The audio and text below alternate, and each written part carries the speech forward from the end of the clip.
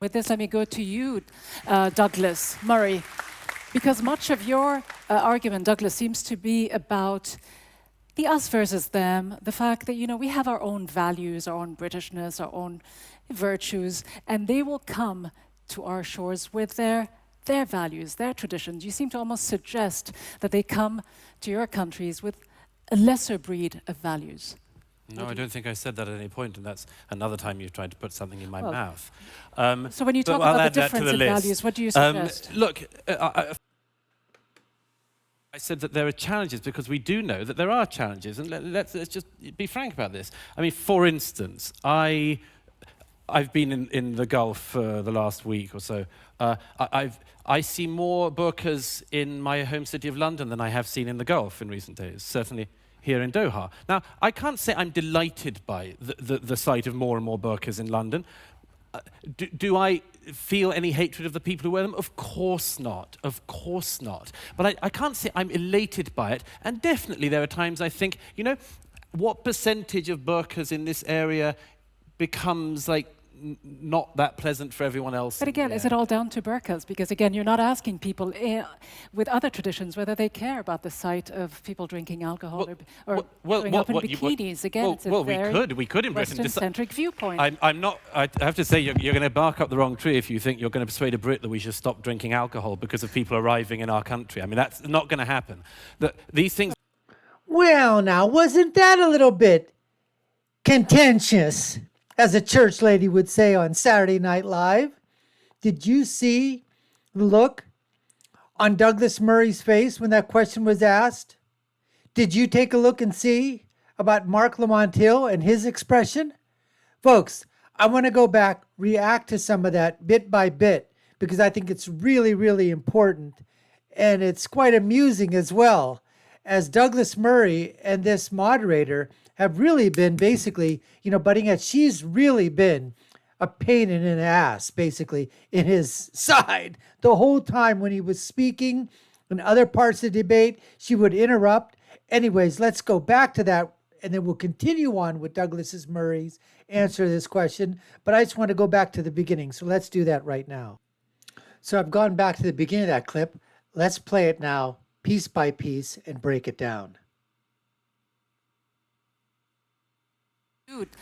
Douglas Murray, because much of your argument, Douglas, seems to be about the us versus them, the fact that, we have our own values, our own Britishness, our own virtues, and they will come to our shores with their values, their traditions. You seem to almost suggest that they come to your countries with a lesser breed of values. No, I don't think I said that at any point, and that's another time you've tried to put something in my mouth. Okay. Right. So she went through her diatribe, formulated a question, and Douglas basically said, in essence, "You're a big liar.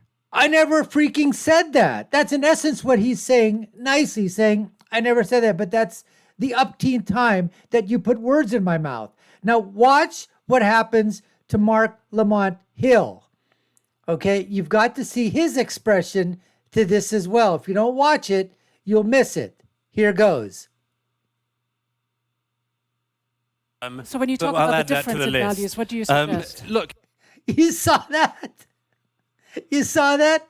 Let's just go back just slightly and see that one more time in real time, everything going through. With a lesser breed of values. No, I don't think I said that at any point, and that's another time you've tried to put something in my mouth. So when you talk about the difference in values, what do you suggest? Oh, shit! Is that what he said? I said that there are challenges because we do know that there are challenges, and let's just be frank about this. I mean, for instance, I've been in the Gulf for the last week or so. I see more burqas in my home city of London than I have seen in the Gulf in recent days, certainly here in... Which is so true in many Muslim countries, okay? A lot of the people ladies don't wear burqas. In some countries, a majority of them do. And like you said, in London, we see more people probably wearing burqas here in the United States of America than we see in some Muslim countries. I mean, it's just the way it is. Doesn't mean anything by it.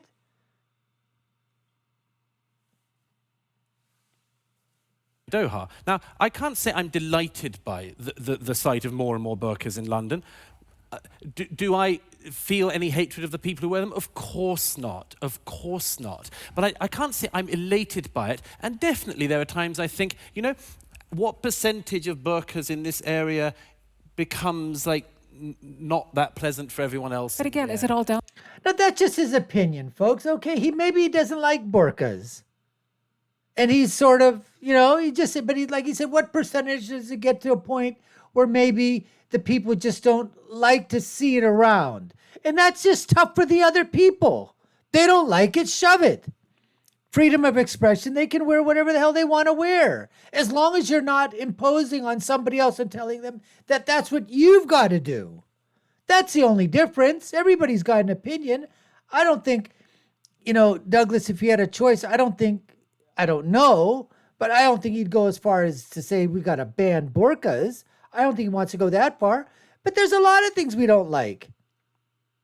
Don't like people in different types of clothing. Don't like people that pierce their earlobes. Don't people like with piercings on their face.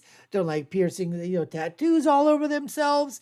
You know, people just wearing skimpy clothes going. You know, what about people just on Pride Parade or Pride Day or some places in America? I've seen people just walk around naked. Don't like it, but they're doing it. What are you going to do? Down to burqas, because again, you're not asking people with other traditions whether they care about the sight of people drinking alcohol or showing up in bikinis. Again, it's a very we could in Britain Western-centric viewpoint. I'm not. I have to say, you're going to bark up the wrong tree if you think you're going to persuade a Brit that we should stop drinking alcohol because of people arriving in our country. I mean, that's not going to happen.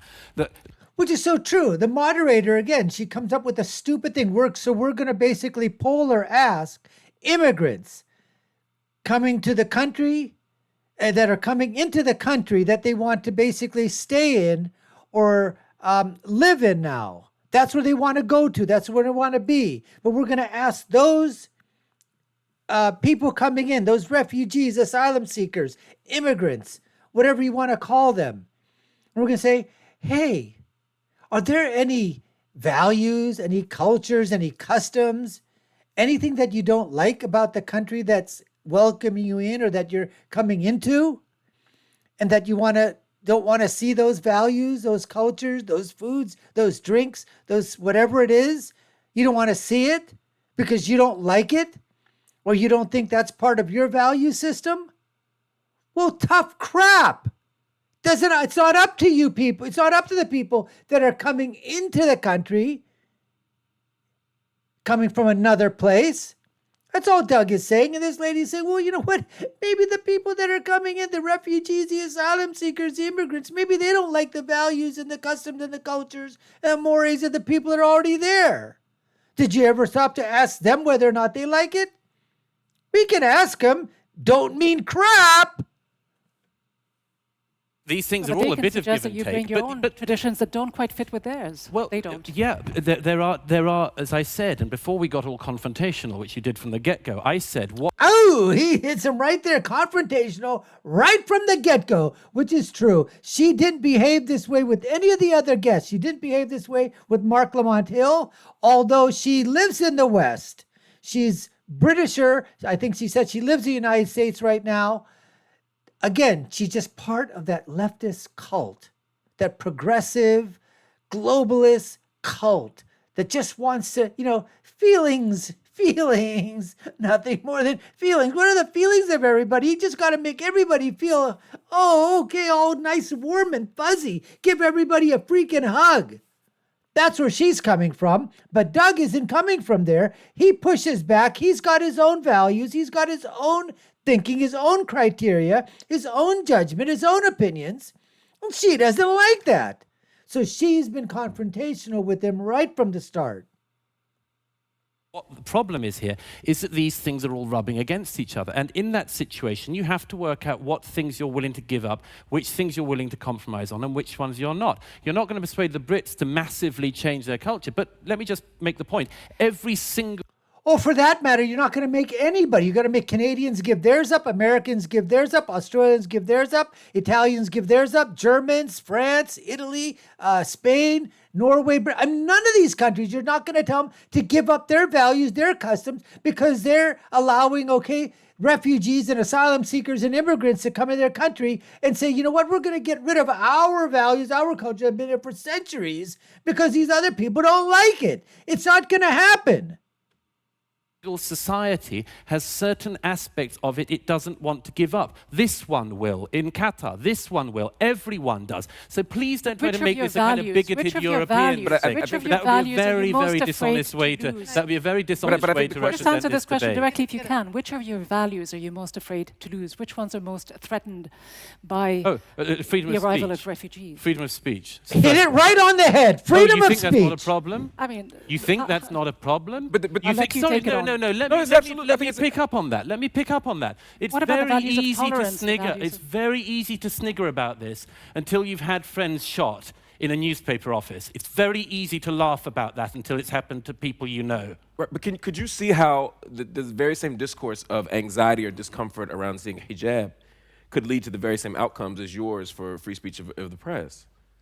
In other words, the same discourse that says, well, I'm a little, of course I respect your religion, but I'm uneasy when I see it performed in public in a certain way. That leads to violence. That leads to I don't think that does lead to it. But There's certain countries where if you don't wear a hijab, if you don't wear that thing, it leads to violence because the Muslimist police out there, will attack women or beat women or put them in jail because they're supposed to not wearing what the men want them to wear. So there's violence and force that's occurring there too, Mark. And he's trying to equate that because you just don't maybe you don't just like the fact that somebody's wearing hijab, that's going to cause violence. Whereas if you take freedom of speech and you say what you want, you get killed, machine gun, knifed, whatever you want to call it, however mode of death is being perpetrated by these Muslimist terrorists that are occurring inside there. And they're just absolutely ridiculous. Anyways, we appreciate you taking the time to watch. You've been watching the Dr. Nasir Shaikh Show. If you haven't done so already, subscribe to the channel, like, share, and follow us. You know what to do. Check out our video links above and below. I'll leave you with my final thought, which is, when you're right, you're right. And when you're left, you're wrong. Until next time, folks, take care and stay safe.